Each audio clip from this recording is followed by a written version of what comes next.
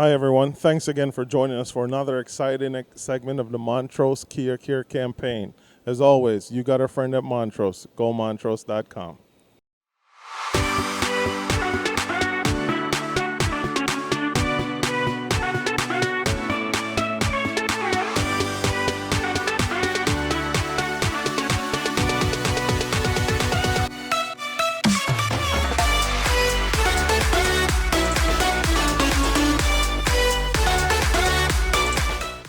We are back at Montrose Kia in Sheffield, part of the Kia Care programs, and I have another honor. Who am I sitting with today? The Chief David Swope from the Avon Fire Department. It was great. I got to talk with you just a little bit off air. We were chatting about what people can do to help and how we can get the community involved. But I got to know your story first. How long have you been in the fire department? I've been on the fire department about 20 years. Wow. Okay. Started a little later. I was in the military first, and so I kind of came onto it after that. Very similar to the military as far as wanting to help people, wanting to do my service, but on the civil service end of it. So I've enjoyed it. So you're a double. You served in the military as well. I want to thank you for your service on that, for keeping my family free and putting your life on the line for that. So I thank you for that. And now you went in. You did did you go right to fire or did you? Well, I went through paramedic first. Okay. Around Northeast Ohio is filled with a lot of good fire and paramedic. It's Sure. almost synonymous. Wow. Because we have so many EMS calls that a fire department, in order to survive, they kind of run their own EMS as well. So we do both, and we do some specialty rescue also. We kind of a jack of all trades this time. You know. Trying to do it. That's absolutely incredible. So what made you Well, first off, let's a little bit about your backstory. What made you want to join the military? My dad was in the Navy, Okay. so I went in the Marines, of course. But no, I always had a drive, for country and corps, So it was one of those things that I just wanted to give back. I believe in this country and the freedoms it delivers, so I just kind of wanted to do my part there. Then it was just natural kind of coming out, and I didn't go right into it. Actually, it's ironic that we're in a Kia dealership because I was a salesman for a while. No kidding. Yeah. Awesome. I won't say the brand because it's different. But and then it just wasn't kind of fulfilling that need I had, that need to kind of give back, and so the fire department did that for me. So it's a common theme. You said it didn't fulfill your need. You are naturally a public servant. That's kind of what I gathered. And you guys are so selfless. The reoccurring theme, I keep saying this over and over again, is every time I try to say thanks to you guys accept it, and then you say, well, these guys do the more. It's amazing to watch how you guys continue to put your, the first responders up. You just go up the chain. You keep on saying, these guys did this, these guys do that. And that's it's our amazing. whole department. That's our whole department. They really, if you're going to get into this career, you have that natural need to give to others.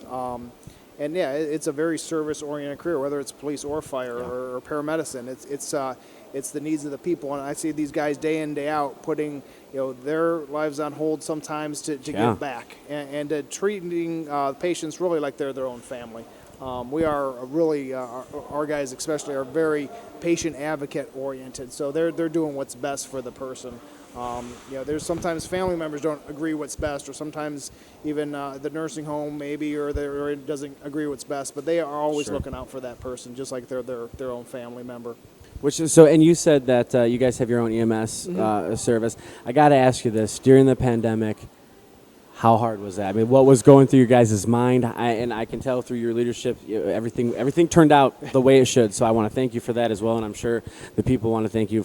People of Avon want to thank you too. But you got a family. What's going through your mind? Yeah, that's something that. We had never been through before. Sure. We had been through some disease processes, and there's always flu season and stuff like that. But that was something that was new, and I think a lot of misinformation out there. So trying to get to the source of it, being from a leadership standpoint, getting on committees and being part of those decisions, and then passing that information to the guys and gals so they can kind of pass it on to their subordinates. And so as a team or a department, we can kind of come together, making sure we're keeping our people safe so they can keep their families safe as well. Which is amazing. You guys, that's the other thing is, through this whole event, I'm realizing that there was more to it than just you guys going out there and protecting the people you don't know.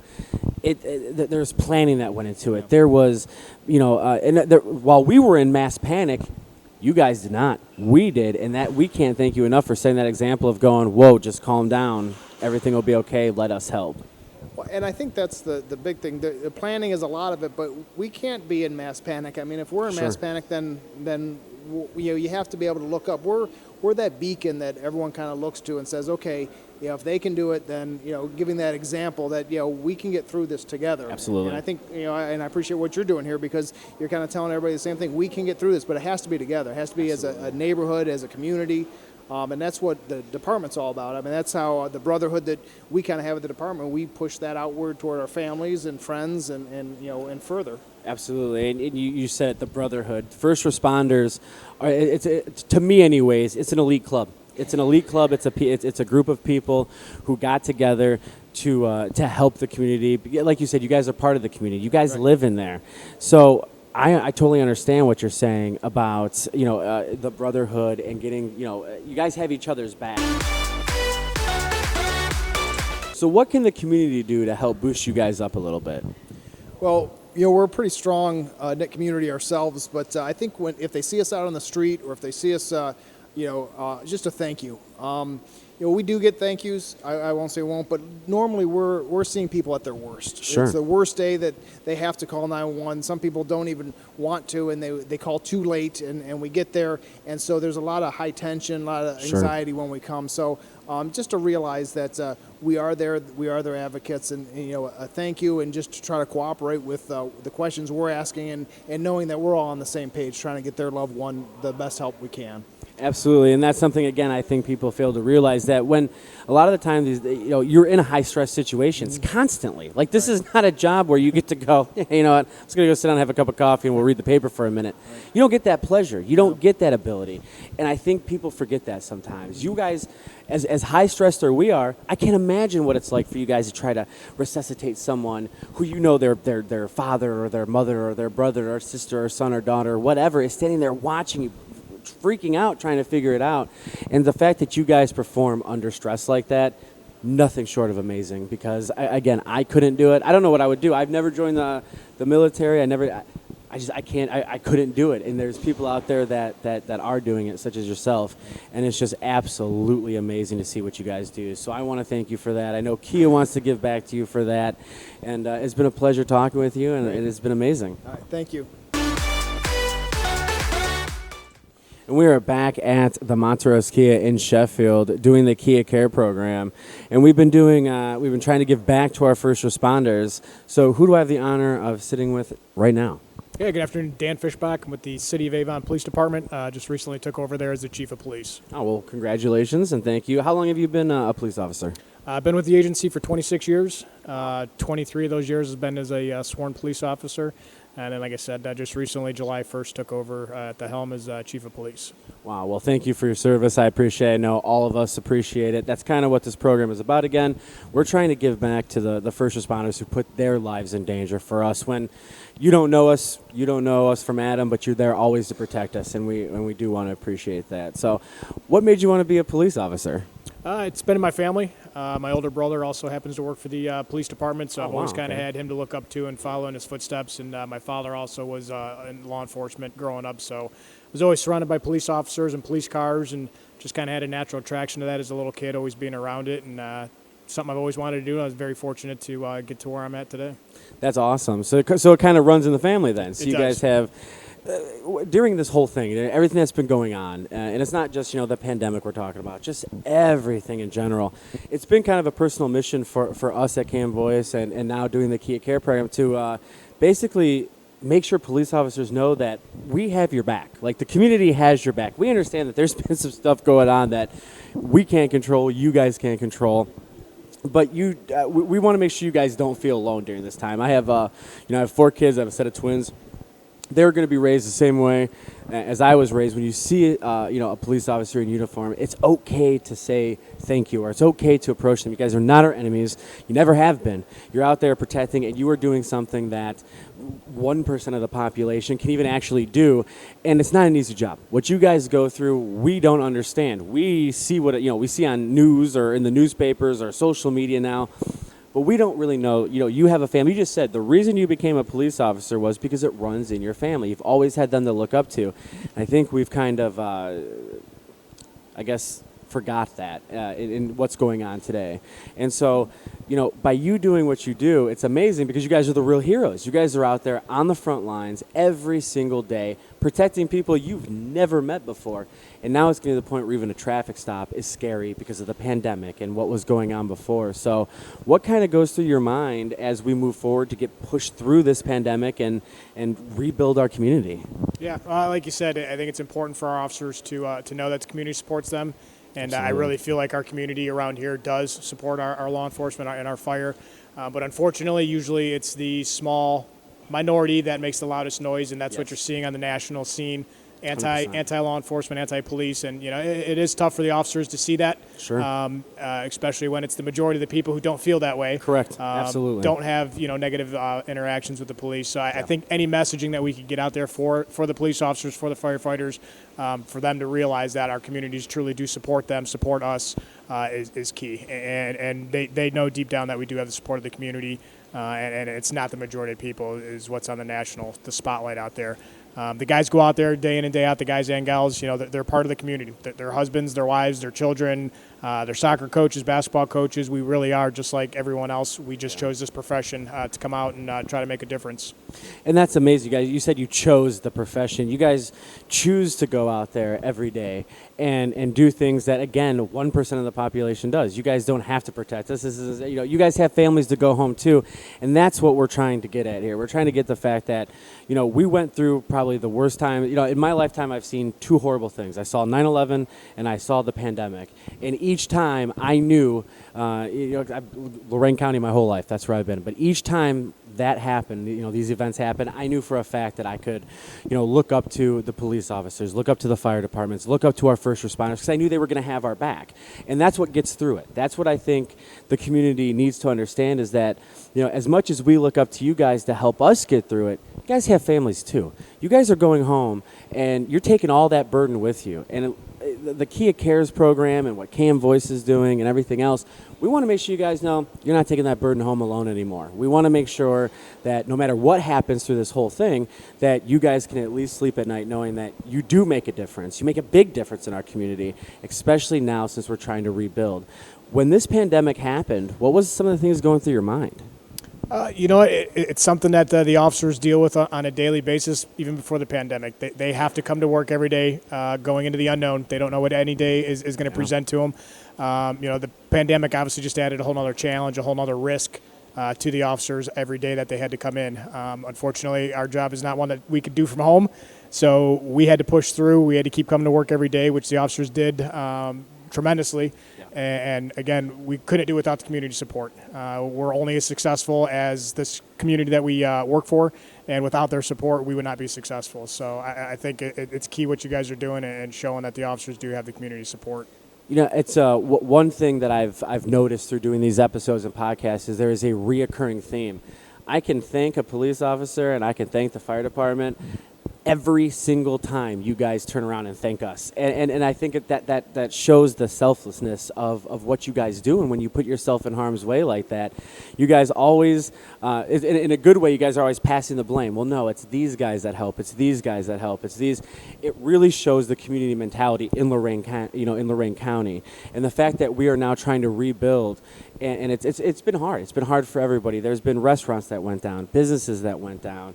Family members were lost to this, and we're sitting here trying to rebuild. And you guys are, and I'm sure it's happened to to your people. It's happened to the fire department. It's happened to everybody. Everybody's lost somebody, but you guys keep pushing through. You're right. If I want to work from home, I got a camera and internet. I can work from home. You guys can't, and that's. That scares us. We hope you guys know that. It scares us because we know, again, you're going home to families. You're going home. You don't want to take this stuff back to them. But you guys are trained, and you continue to care about the community. And throughout this whole pandemic and through everything, we hope you understand that we definitely have your back through all of it. Yeah, without a doubt. We definitely feel the support, like I said. If all you saw was the national headline, you'd think we were in a really bad spot. But around here, Lorain County, I could speak specifically for Avon. We work for a great community. Like I said, we're big on being part of the community because we truly are. Absolutely. More than half of my officers live in the town, so they have obviously a vested interest in doing what they do. And not to say that the ones that don't live in town don't have a vested interest, but it just goes to show. I mean, we really are one with the community. And yeah, they come to work, they do their job. COVID has really impacted us in so many ways. I've had officers come down with it. Fortunately, they've all made full recoveries, but we truly see the negative impact it's had, like you said, on an individual basis all the way up through, a community impact. So anything we could do to help improve everybody's state of life, everyone's under a lot of stress right now, and this COVID outbreak really did not help any of that. So anything we could do to help and give back to the community to improve life for everybody is what we're all about. And that's why we want to give back to you. That statement right there should be played across every TV channel in the United States. You're out there going, however we can help you. If there's one thing we as a community can do, what would you want to see? How would you want us to? I mean, I was telling you off air, I tell my children that it's okay to go say hi to a police officer. It's okay to say, hello or thank you. You guys are not our enemies. You never have been. So what is one thing we can do to kind of bring it up, bring your morale up, kick you guys up a little bit? Yeah, I think if the majority could be more vocal, that would be huge. Like I said, we know it's the minority people that are being outspoken and having a negative tune towards law enforcement. We know that's not the reality of it. So thank a policeman when you see him. Don't be afraid to go up to him and just talk to him. Even if you don't need to just go up and talk to him. Let them know that you see them, and let them know what you feel, how good a job they are doing or not doing for you, and just start speaking up and express your gratefulness for the safety forces. It would go a long way. Absolutely. Well, we hope that throughout this whole thing, we know your jobs are never done. We know you guys work 24/7, even when you're not. Yep. So we want to thank you for that. But we hope this program does give back to you guys a little bit. It's not about slinging cars. We could sling cars. I could make commercials for these people all day. That's not what we're about. It's not what we signed on board. We signed on board to make sure you guys knew our appreciation. So that's what this program is about. It's been an honor talking with you, and thanks for letting me interview you. Yeah, I thanks, appreciate it. Welcome back to the Kia's Care event. We are in Montrose Kia in Sheffield, and who do I have the honor of sitting with right now? Hi, Don Schiffbauer. I am the CEO at the Nord Center here in Lorain County. Oh, very nice. So let's get a little bit. What made you want to do that? If you're from Lorain County, you're familiar with the Nord Center. You guys do awesome work. You guys help a lot of people, and the community is ever so grateful for it. But let's get a little bit of backstory. What made you want to get into this? So I'll tell you what, I have, although I've been employed at the Nord Center for about the last couple of years, I've worked with the Nord Center probably for the last 15 years. In conjunction with their sexual assault services and their crisis services. Sure. Nobody really knows what the Nord Center does until you walk through the Nord Center doors. Sure. We focus on children, adults, residential services, crisis services, sexual assault services. But in addition to that, we do things like supported employment. So for people that have a behavioral health diagnosis, they want meaningful employment. They don't just want jobs that we think are appropriate for them. Right. So we do innovative strategies to help support their behavioral health coping skills and recovery. Okay. Wow. That's you're right. A lot of people might not know the other side of what goes on in the Nord Center, especially here in the community. We know that you guys do help a lot of people. We know that you absolutely have big caring hearts there, and I've had family members that had to have help from the Nord Center. It was absolutely amazing what you guys do. Why you guys are there. So what made you get into it? Was this something, because we're trying, basically what we're doing is we're really focused on our community leaders, and such as yourself being in the community trying to help rebuild it.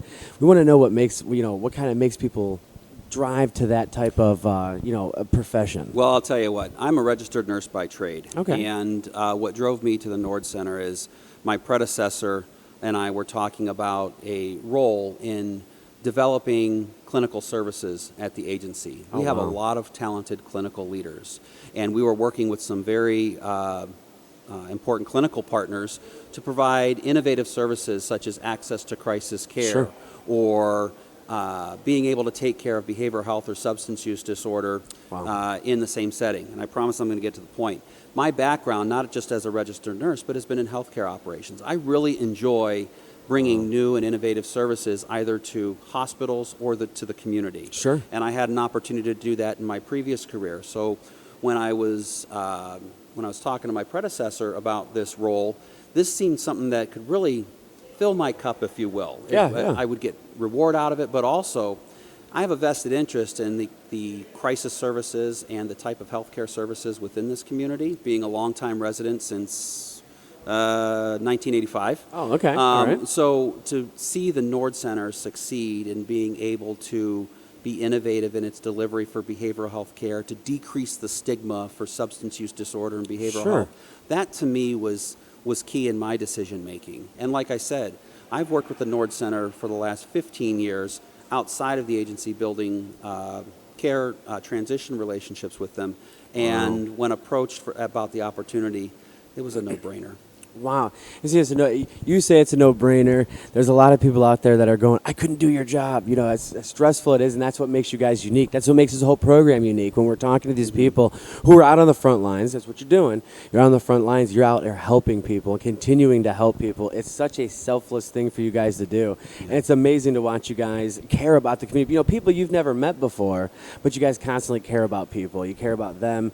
You care about everything that's going around in the community. That's amazing. And we're going to get into kind of what happened during the whole pandemic thing. What was it like there? Like what was going on when you guys first heard about it? So I'll be honest with you. I think there are a lot of agencies and businesses out there that have contingency plans in Sure. place for global pandemics. Yeah. Behavioral health may not be one of those. However, we had an exceptional team that was committed to pivoting Very quickly. And the most important thing for us was, how do we keep the door open for access to care? Okay? And it meant that we had some of our executive team entering into roles like logistics, making sure that food was being ordered and coordinated, that we were getting appropriate personal protective equipment out to agencies. So everybody on the initial onset of the pandemic, they had a chance to bring on or take on different roles. Sure. And it wasn't about any one person. It was about the 7,000 clients that look to us for services every year. So the pandemic, we were fortunate that we were able to implement a telehealth, which I'm sure a lot of people have heard about telehealth. It's the ability to have healthcare services delivered either via video chat or telephone. Sure. And we also knew that there were going to be some clients that might not be comfortable talking on the phone or might Sure. not be comfortable talking over video. So it was very important that we had resources in place to support people coming into our agency as well. Plus, as a provider of residential services here in Lorain County, we've got 7 group homes that we had to keep safe. Wow. And I will say that the team has done an exceptional job of maintaining vigilance, keeping their foot on the gas with regards to keeping the COVID-19 virus out of our agency as much as possible. Sure. That's not to say we didn't have instances. Right. But it was really about people dropping their buffs and willing to pick up and pitch in wherever they could. And that continued on for, I would say, at least 10 to 11 months. Wow. See, that's the kind of, you kind of hit it right there. Everybody kind of steps in and helps out. Mm-hmm. And again, it's because of the leadership we have in Lorain County. You know, I've born and raised Lorain County. I was born in Amherst. I know what happens when when there's disaster. And I've watched this county, this community, whatever you want to call it. We rise up as one. And we will fix it. We will come up and we will figure out a way. And it's because of great leaderships like you, like the Nord Center, like things that are out there for people that you guys do help us with. So it's amazing to see kind of how you guys handle the situation and that you're still there working for us. Yeah, and I'll tell you another thing. You talk about the community. We weren't doing this in silos. We were working outside of our 4 walls to coordinate and transition care of the clients that get services from us to other agencies. Sure. So we knew we couldn't be everything to everybody. Right. But we don't have to be. There are Right. exceptional agencies that do things that we don't, that we just need to form partnerships with. And I think that the pandemic has helped agencies think differently about what do we do and do really well and what should we focus on. And for us, I think the ultimate beneficiary of that coordinated care or identification of what you do best are the clients that come through our door every day. But and you guys got to look at it like a puzzle. There's so many pieces of the puzzle. Everybody is able to do their own part to complete the picture, and our picture is our community, it's our town, it's our people, our cities, and it's great to have you guys there as the border to kind of make sure everything falls into place and that we can continue to help people even through that whole pandemic. So I mean, the community is behind your side. We want you guys to know that we appreciate what you do, I think, more than you know, and that's kind of why the whole Kia Care programs is out here. Again, we're not trying to sling cars or anything like that. We're trying to give back and show that another business here in Lorain County wants to help and do everything they can for other companies out there, other businesses, other nonprofits that were out on the front lines helping keep those pieces of the puzzle together and doing their spots. Yeah, and I'll tell you, you talk about a company that's taking part and providing resources and investing in their community. That doesn't go unnoticed by our frontline staff, by our clients, by our executive leadership, or our board members, or the rest of the community. And I want to applaud Kia for what they've done and the fact that they're willing to take and make that investment into agencies like ours, because I think people think you have to have a critical mass of donation, but in our line of work, everything that we get in support from agencies like Kia goes to support the care that we deliver every day to the 7,000 clients that we care for in the community. So it's very important, and we certainly appreciate it very much. Well, we appreciate you guys, and I know that, again, the community appreciates you. How can we get involved? How can we help you guys out? Is there anything that the community can do? Is there a reach? I mean, what can we do to kind of give a little bit of a pick up? So that's a great question. So you heard me talk about the stigma of mental health and substance use disorder. Absolutely. I think we as leaders, as businesses, need to acknowledge that behavioral health and substance use disorder are no different than a heart attack or a stroke. People don't get embarrassed going to the emergency room if they're sick or if they're having a heart attack. They go there and they expect rapid treatment. And I think we as a community have an opportunity to do our part to decrease that stigma by, one, calling it for what it is. It's an illness. It's a disease. Two, making sure that we have resources available to our employees to help support the issues they may be dealing with, whether they're substance use related or behavioral health. But two, also creating spaces within organizations to talk about it. Sure, all right? Absolutely. Because historically, behavioral health and substance use disorder, it was taboo. It was a stigma. They might have contributed them to not being a good employer. They had to talk about it in their own separate group. Sure. But it is very much a part of some people's everyday lives. And the reality is we have to address it. It's not going away, right? And it needs to be treated with the same pomp and circumstance as any type of physical illness. So I think as leaders in organizations, calling it out, providing our employees and our community a forum to be able to discuss it is really a good step. Absolutely. Well, I know we appreciate all the work you do. I know the community does, so I want to thank you for stopping by and being a part of this group. It was a pleasure talking with you, and hopefully we'll be able to talk again. We thank sure you. will.